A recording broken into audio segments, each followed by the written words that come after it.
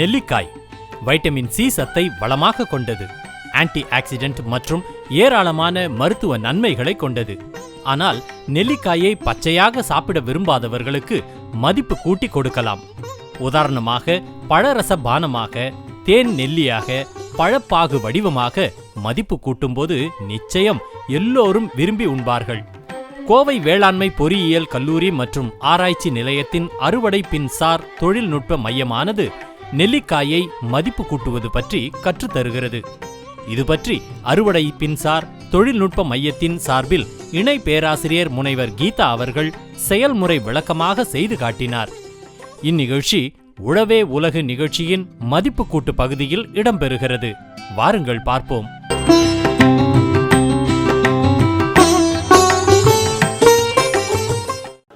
அனைவருக்கும் வணக்கம்.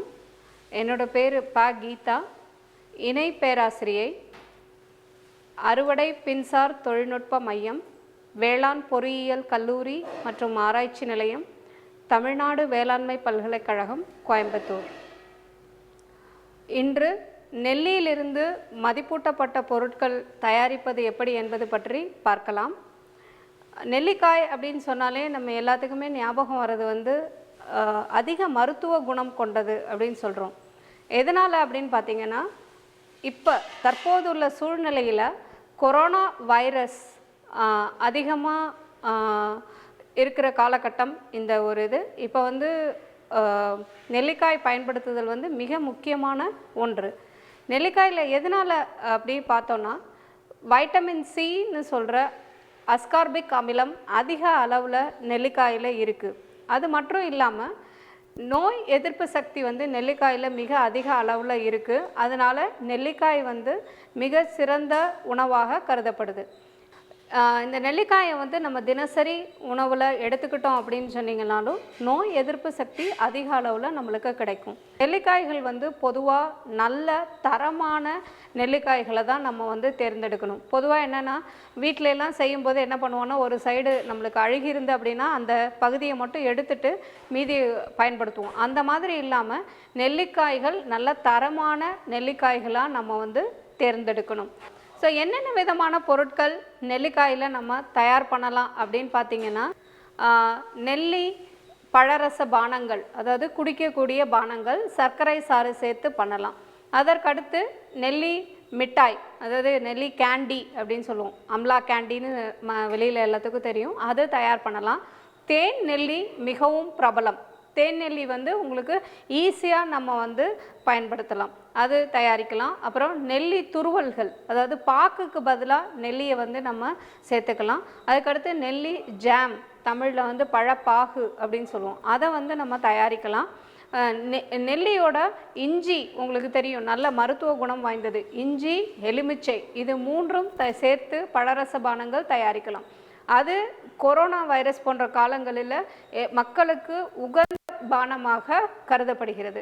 ஸோ இது எல்லாமே நம்ம எளிய முறையில் தயார் பண்ணலாம். அது மட்டும் இல்லாமல் நாங்கள் தொழில் முனைவோர், விவசாயிகள் மற்றும் சிறு தொழில் புரிபவர்கள், தென் சுய உதவி குழுக்கள் ஆகியோர்களுக்கு நாங்கள் பயிற்சியும் அளித்து வருகிறோம். என்னென்ன பயிற்சி கொடுத்து வரோம் அப்படின்னு பார்த்தீங்கன்னா, பழரச பானங்கள் தயாரிப்பது எப்படி, அடுமனை பொருட்கள் தயாரிப்பது எப்படி, சாக்லேட்ஸ் தயாரிப்பது எப்படி, அதுக்கப்புறம் பார்த்திங்கன்னா மசாலா பொருட்கள், ஊறுகாய்கள் தயாரிப்பது எப்படி, முக்கியமான பொருட்களான இப்போ நெல்லியிலிருந்து மதிப்பூட்டப்பட்ட பொருட்கள் தயாரிப்பது எப்படி, நோனி எல்லாத்துக்கும் இப்போ ரொம்ப அது கொஞ்சம் ஃபேமஸாக இருக்குது, அதிலிருந்து தயாரிப்பது எப்படி, தென் நாவல் பழத்திலிருந்து பொருட்கள் தயாரிப்பது எப்படி, இது போன்று பல பயிற்சிகள் இந்த துறையில் நாங்கள் அளித்து கொண்டு வருகிறோம். அதுக்கு கட்டண பயிற்சியாக தான் நாங்கள் கொடுக்குறோம். அதற்கு கையேடு, சான்றிதழ், இது ரெண்டும் நாங்கள் வர பயிற்சியாளர்களுக்கு கொடுக்குறோம். இதை வச்சு நிறைய பேர் தொழில் தொடங்கி அதில் லாபம் பார்த்துட்டு இருக்கிறாங்க. ஸோ இந்த மாதிரி தொழில் முனைவோர்களுக்கு பயிற்சி அளிக்கும்போது நாங்கள் எப்போவுமே சொல்கிற ஒரே ஒரு இது குவாலிட்டி நல்ல தரமான பொருளாக தயார் பண்ணணும். அது மட்டும் இல்லாமல் உணவுப் பொருட்களுக்குன்னு பார்த்திங்கன்னா தரச் சான்றிதழ் வந்து யார் கொடுப்பாங்க அப்படின்னு பார்த்திங்கன்னா FSSAIன்னு சொல்லுவோம். அதாவது food safety standards authority of India. அவங்க கிட்ட இருக்கிற லைசன்ஸ் வாங்கிறது எப்படி, அதோட உரிமம் பெறது எப்படி, அந்த மாதிரியும் நாங்கள் வந்து சொல்லி கொடுக்குறோம் பயிற்சி தயாரிப்பின் போது.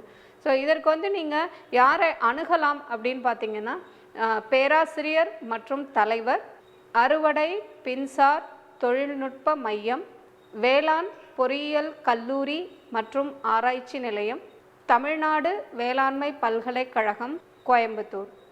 அலைபேசி 0426611268. ஸோ இந்த அலைபேசியை நீங்கள் வந்து தொடர்பு கொண்டு கேட்டிங்கன்னா அவங்களுக்கு வேண்டிய விவரங்கள் வந்து கொடுப்பாங்க. ஸோ என்னென்ன நாளில் நாங்கள் பயிற்சிகள் கொடுக்குறோங்கிற டீட்டெயிலையும் அவங்க வந்து உங்களுக்கு சொல்லிடுவாங்க. இதோடு நாங்கள் பட்டய படிப்பும் உணவு பதப்படுத்துதல் மற்றும் தொழில்நுட்பங்களில் கொடுக்குறோம். அதில் வந்து பார்த்திங்கன்னா 1 வருஷ கோர்ஸ்.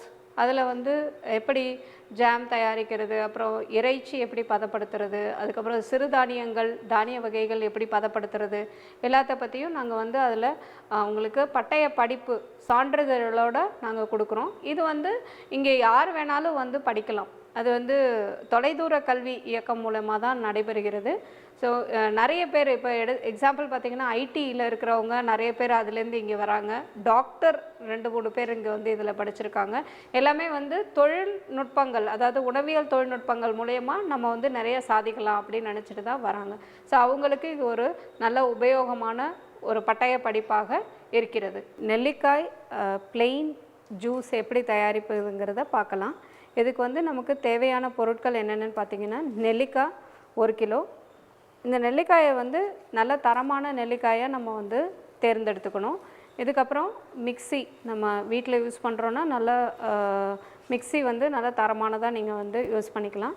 அதுக்கடுத்து வந்து என்ன வேணும் பார்த்திங்கன்னா இந்த மாதிரி அடுப்பு, தெர்மாமீட்டர் கண்டிப்பாக வேணும் நம்மளுக்கு இதுக்கு.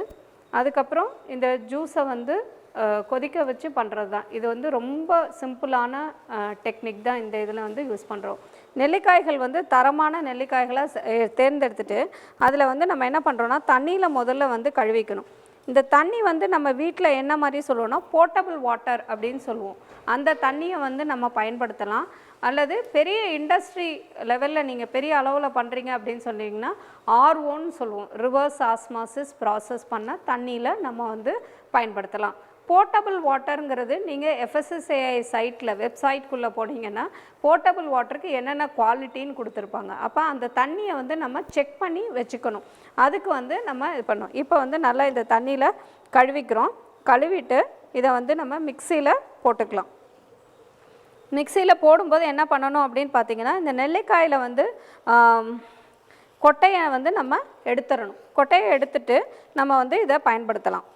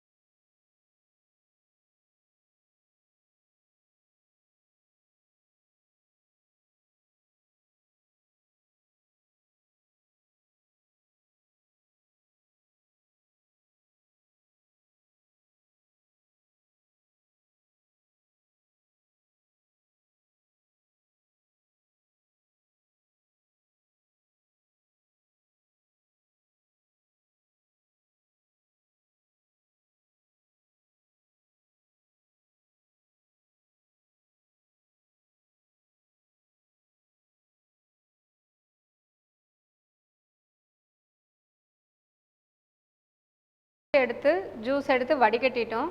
வடிகட்டினது உங்கள்கிட்ட காமிச்சது வந்து இப்போ ஃபில்டரில் காமிச்சிருந்தேன். அதுக்கு பதிலாக நம்ம வந்து நெட்டு யூஸ் பண்ணியும் நம்ம அதை வந்து வடிகட்டிக்கலாம்.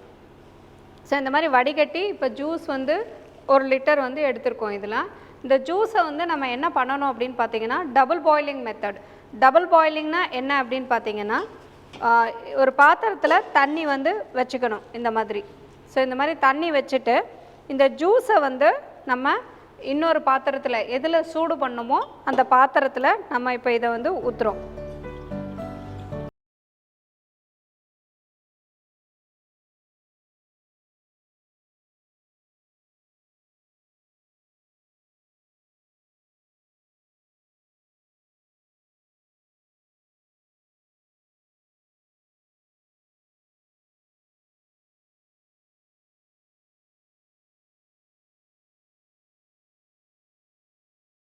பண்ணிவிட்டு இப்போ இதில் தண்ணி வந்து குறையக்கூடாது, அடியில் உள்ளது.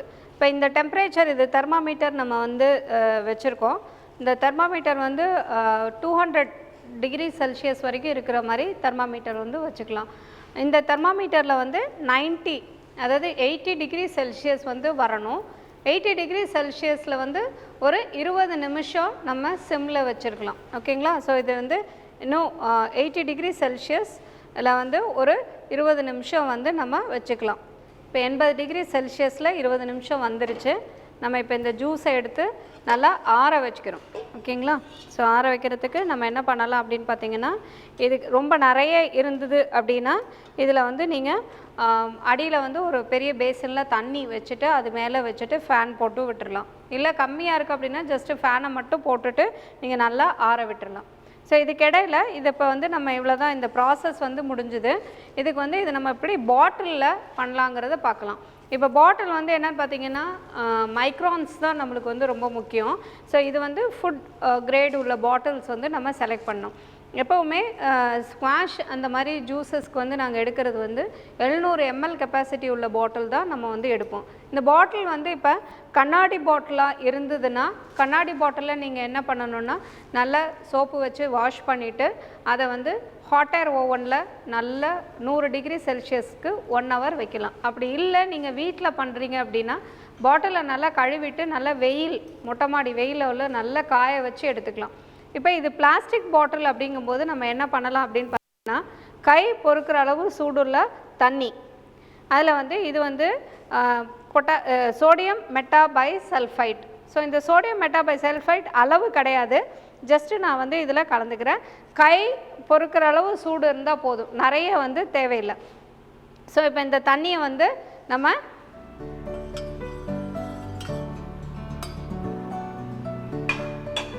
இந்த பாட்டிலில் ஊற்றிக்கிறோம். நம்ம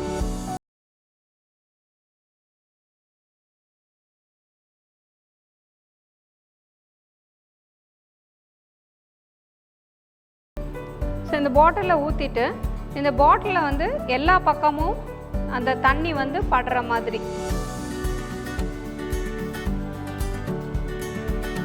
எல்லா பக்கமும் தண்ணி வந்து படுற மாதிரி பண்ணிவிட்டு இதை வந்து இந்த மாதிரி கமுத்தி வச்சுக்கலாம். ஸோ அப்படி வைக்கும்போது இருக்கிற தண்ணியெல்லாம் வடிஞ்சிடும். இன்னொன்று இது வந்து சோடியம் மெட்டாபைசல்ஃபைட் அப்படிங்கிறதுனால இதில் வந்து ப்ரிசர்வேட்டிவ், அதாவது நுண்ணுயிரிகள் வராமல் உங்களுக்கு வந்து தடுத்துரும். அப்போ அதோட இது வந்து 6 மாதம் வரைக்கும் உங்களுக்கு கெட்டு போகாமல் இருக்கும். சரிங்களா? இப்போ பாட்டில் வந்து க்ளீன் பண்ணிட்டோம். அதே மாதிரி இதுக்கு வந்து மூடியையும் நம்ம என்ன பண்ணலாம் அப்படின்னு பார்த்தீங்கன்னா, இந்த தண்ணியிலையே ஜஸ்ட்டு போட்டுடலாம். இப்படி போட்டுட்டு இதை வந்து நீங்கள் எடுத்துக்கலாம். இது மாதிரி எடுத்து வச்சுக்கலாம். இப்போ வந்து நம்மளுக்கு இது நல்லா ஆறிடுச்சு. ஆறின பிறகு நம்ம வந்து என்ன பண்ணணும் அப்படின்னு பார்த்தீங்கன்னா, இது வந்து சோடியம் மெட்டாபைசல்ஃபைட். இது FSSAI ரெக்யர்மெண்ட் படி 350 ppm 1 கிலோ ஜூஸுக்கு நம்ம வந்து பயன்படுத்தலாம். இதை வந்து நேரடியாக நம்ம வந்து பயன்படுத்தக்கூடாது. தேவையான அளவு எடுத்துட்டு அதை வந்து ஜூஸில் நம்ம வந்து ஊற்றிக்கணும். இப்போ ஜூஸில் இதை வந்து நம்ம மிக்ஸ் பண்ணிவிட்டு, இப்போ வந்து நான் சொன்னேன் 350 ppm அப்படின்னு சொன்னேன், அது வந்து 10 லட்சத்தில் 1 பங்கு வரும். ஸோ அதுக்கு பதிலாக நம்ம வந்து ஒரு சிட்டிகை எடுத்துட்டோன்னா போதும். இதை நல்லா கலந்து விட்டுட்டு சேர்த்து இதை வந்து இந்த ஜூஸில் கலந்து இதை நல்லா கலக்கி விட்டுக்கிறோம்.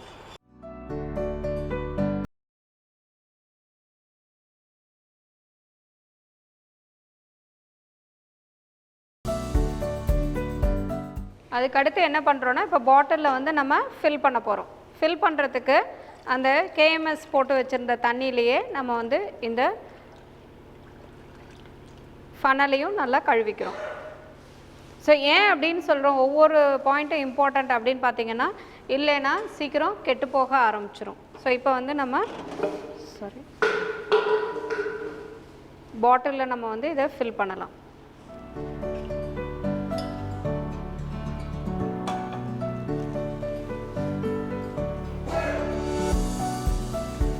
பாட்டிலில் ஊற்றும் போது எப்போவுமே அந்த 2 சென்டிமீட்டருக்கு ஹைட் இருக்கிற மாதிரி வச்சு மட்டும் ஊற்றுனா பரவாயில்ல. ஏன்னா இந்த மாதிரி நுரை வந்து ரொம்ப நிறைய வரக்கூடாது.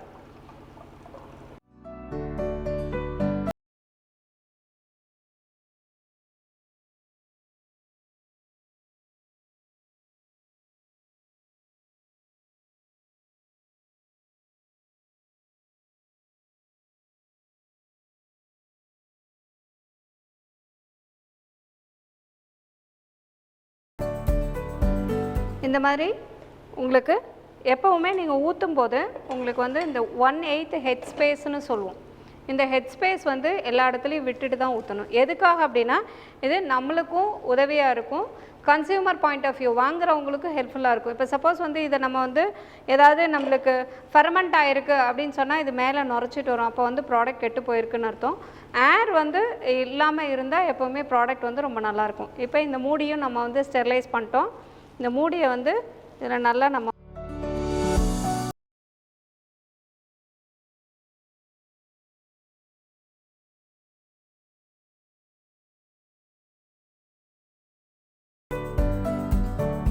இருக்கும். இப்போ இது வந்து விற்பனைக்கு தயாராக இருக்குது. இதுக்கு வந்து நம்ம லேபிள் ஒட்டி நம்ம வந்து விற்பனைக்கு விற்கலாம். இங்கே வந்து இது நாங்கள் எவ்வளோக்கு விற்கிறோன்னா 260 ரூபா ஒரு பாட்டில் அப்படிங்கிற விலைக்கு நாங்கள் இங்கே விற்பனைக்கு வைக்கிறோம். இப்போ நெல்லிக்காய் அம்லா பிளெயின் ஜூஸ் எப்படி பண்ணுறதுங்கிறது பார்த்தோம். அதுக்கடுத்து நம்ம என்ன பண்ண போகிறோம் அப்படின்னு பார்த்திங்கன்னா, நெல்லிக்காயிலேருந்து ஜாம் எப்படி தயாரிக்கலாம் அப்படிங்கிறத பார்ப்போம். தமிழில் அதை நாங்கள் பழப்பாகு அப்படின்னு சொல்லுவோம். நெல்லிக்காய் ஜாம் தயாரிக்க பொருட்கள் என்னென்னு பார்த்திங்கன்னா, நெல்லிக்காய் நல்ல தரமுள்ள நெல்லிக்காயாக எடுத்துக்கணும். அதுக்கப்புறம் சர்க்கரை வந்து நீங்கள் நிறைய பேர் என்ன கேட்குறாங்கன்னா, நாட்டு சர்க்கரை யூஸ் பண்ணலாமான்னு கேட்குறாங்க. கண்டிப்பாக நீங்கள் வந்து பயன்படுத்தலாம். வெள்ளை சர்க்கரையும் நீங்கள் வந்து பயன்படுத்தலாம். நான் இங்கே வந்து ஆனால் இந்த சர்க்கரை பயன்படுத்தி தான் செய்ய போகிறோம். ஸோ இந்த சர்க்கரை, அதுக்கடுத்து சிட்ரிக் அமிலம், அதாவது சிட்ரிக் அமிலம்னு சொல்லுவோம், பவுடர் மாதிரி தான் இருக்கும். இதை வந்து லெமன் சால்ட் அப்படின்னும் சொல்லுவோம். இது வந்து எடுத்துக்கணும். அதுக்கடுத்து வந்து பெக்டின். இந்த பெக்டின்ங்கிறது எதுக்கு அப்படின்னு பார்த்தீங்கன்னா, ஜாம் வந்து செட் ஆகிறதுக்கு கமர்ஷியலாக பண்ணும்போது நம்மளுக்கு இந்த பெக்டின் வந்து சிறிதளவு சேர்த்தா தான் ஜாம் வந்து நல்லா அதோட கன்சிஸ்டன்சிக்கு வரும். ஸோ அதுக்காக ஜாம் வந்து சேர்க்குறோம். ஸோ முதல்ல என்ன பண்ணணும் அப்படின்னு பார்த்தீங்கன்னா, நெல்லிக்காயை வந்து நம்ம தண்ணியில் வேக வச்சு எடுத்துக்கணும். இப்போ வந்து ஆனந்தி இவங்க வந்து இதை எப்படி செய்யறதுன்னு உங்களுக்கு செஞ்சு காமிக்க போகிறாங்க. 1 கிலோ அரைச்ச நெல்லிக்காய் விழுது இருக்குன்னா அதுக்கு வந்து சர்க்கரை வந்து நம்ம 3/4 கிலோலேருந்து 1 கிலோ எடுத்துக்கலாம். சிட்ரிக் அமிலம் வந்து உங்களுக்கு ஒரு 2 கிராம் போட்டுக்கலாம். பெக்டின் வந்து 1% சொல்லுவோம், அதாவது 1 கிலோ விழுதுக்கு 10 கிராம் கூட நம்ம வந்து போட்டுக்கலாம். இப்போ வந்து பார்த்தோன்னா நெல்லிக்காய் வந்து ரெடி ஆயிடுச்சு. எந்த அளவுக்கு வேக வைக்கணும் அப்படின்னு பார்த்தீங்கன்னா, நெல்லிக்காயை இப்படி ப்ரெஸ் பண்ணோன்னா இது வந்து ஈஸியாக வரணும். இப்படி அந்த அளவுக்கு நம்ம வந்து நெல்லிக்காயை வேக வச்சு எடுத்துக்கணும். எடுத்துட்டு இதை இப்போ நம்ம வந்து மிக்சியில் போட்டு அரைக்க போகிறோம்.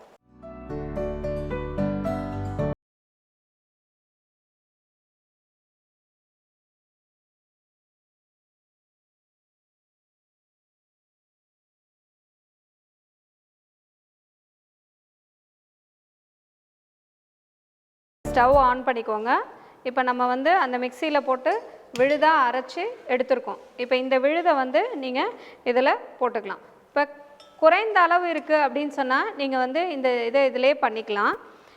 இல்லை அப்படின்னு சொன்னால் நெல்லிக்காய் விழுதை மட்டும் நல்லா அரைச்சி கொதிக்க வச்சு கொஞ்சம் ஒரு 1/4 இருக்கிறது வந்து 1/3 ஆகிற வரைக்கும் நீங்கள் பண்ணிவிட்டு அதுக்கப்புறமா இந்த சர்க்கரையை வந்து அதில் போடணும். இப்போ சர்க்கரையை போடும்போது நான் பெக்டின் ஆட் பண்ணலான்னு சொன்னேன் இல்லைங்களா. இந்த பெக்டின் வந்து எப்போவுமே சர்க்கரை கூட கொஞ்சம் கலந்துட்டு தான் நீங்கள் வந்து பயன்படுத்தணும். ஏன் அப்படின்னா இல்லாட்டி கட்டியாக ஆரம்பிச்சிரும். ஸோ இதை வந்து டைரெக்டாக எப்போவுமே அந்த பல்ப்பில் போடக்கூடாது, சுகரோட கலந்துட்டு தான் நம்ம வந்து போடணும்.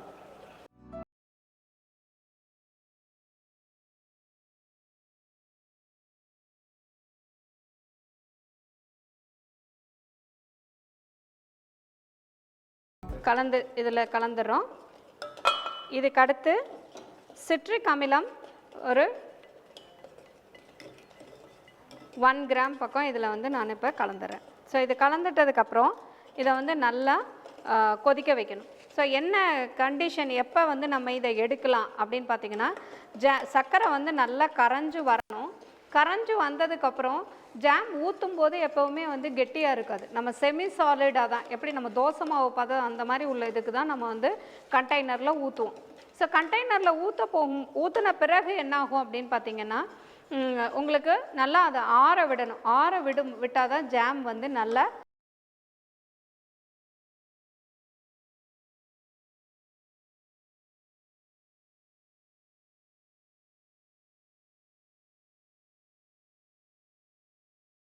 என் பாயிண்ட் வந்துருச்சு. நான் எப்படி கண்டுபிடிக்கிறதுங்கிறத சொல்லி காமிக்கிறேன் உங்களுக்கு. இப்போ என் பாயிண்ட்ங்கிறது ஷீட் டெஸ்ட்டுன்னு சொன்னோம். இப்போ பார்த்தீங்களா, சிரப் மாதிரி விழறது வந்து ஷீட் மாதிரி கன்சிஸ்டன்சியில் விழும். இப்போ வந்து ஜாம் ரெடி ஆயிடுச்சு. இல்லைனா இன்னொரு டெஸ்ட் என்ன பண்ணலான்னா, இந்த மாதிரி தண்ணி பக்கத்தில் வச்சுட்டு அதில் சும்மா ஒரு ட்ராப் வந்து போடணும்.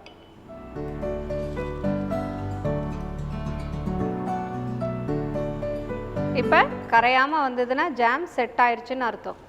ஸோ இந்த மாதிரி கண்டெய்னரில் வந்து நம்ம போடுவோம், சரிங்களா. இந்த மாதிரி கண்டெய்னரில் போடலாம், அல்லது பெரிய பாட்டில்லையும் போடலாம். 300 கிராம்ஸ் பாட்டிலில் இது வந்து பார்த்திங்கன்னா உங்களுக்கு 100 கிராம் வரும் இந்த கண்டெய்னர். இப்போ இந்த கண்டெய்னரில் இப்போ அவங்க வந்து ஊற்றி காமிப்பாங்க. இது ஹாட் ஃபில்லிங் டெக்னிக் தான். ஸோ சூடாகவே இந்த பாட்டிலில் நம்ம வந்து இதை ஃபில்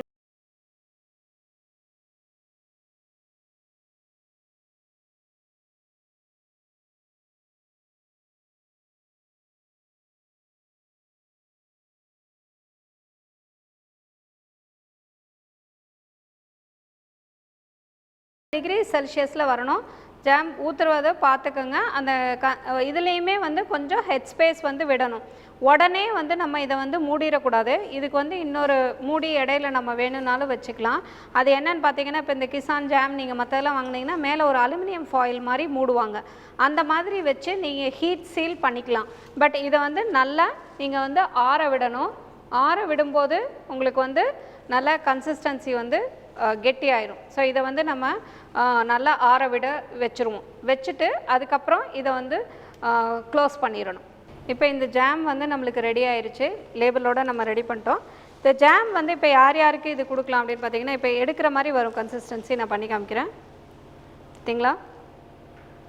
ஸோ ஊற்றுனது வந்து செமி சாலிடாக ஊற்றணும். எடுக்கும்போது ஜாம் நல்லா செட் ஆயிரும். இது வந்து நீங்கள் எதுக்கெல்லாம் போடலாம் அப்படின்னு பார்த்தீங்கன்னா, இப்போ சின்ன குழந்தைங்களுக்கு ப்ரெட்டில் வச்சு கொடுக்கலாம், சப்பாத்தியில் வச்சு கொடுக்கலாம், தோசைக்கு கூட ரோல் மாதிரி பண்ணி நம்ம வந்து கொடுக்கலாம். இது வந்து இங்கே நாங்கள் சொல்லி கொடுத்தப்போ ஒரு ஆண்டர்ப்ரனர் சொன்னது என்னன்னு பார்த்தீங்கன்னா, அவங்க வந்து யூகேயில் இருந்துட்டு வந்தவங்க. அவங்க என்ன சொன்னாங்கன்னா, இங்கே இருக்கிற எல்லா ஜாமை விட இது நல்லா இருக்குது மேடம், ஏன்னா கொஞ்சம் பிட்டர் டேஸ்ட், அந்த துவர்ப்பு தன்மையோட நெல்லிக்காய் இருக்கிறதுனால நல்லாயிருக்கு. இது வந்து மார்மலைடுன்னு ஒன்று சொல்லுவாங்க மார்க்கெட்டில், அதுக்கு ஈக்குவலாக இருக்குது அப்படின்னு சொன்னாங்க. ஸோ அதனால் இந்த ஜாம் வந்து நெல்லிக்காய் ஜாம் ரொம்ப உடம்புக்கு நல்லது. நீங்கள் அதை வந்து பயன்படுத்தலாம்.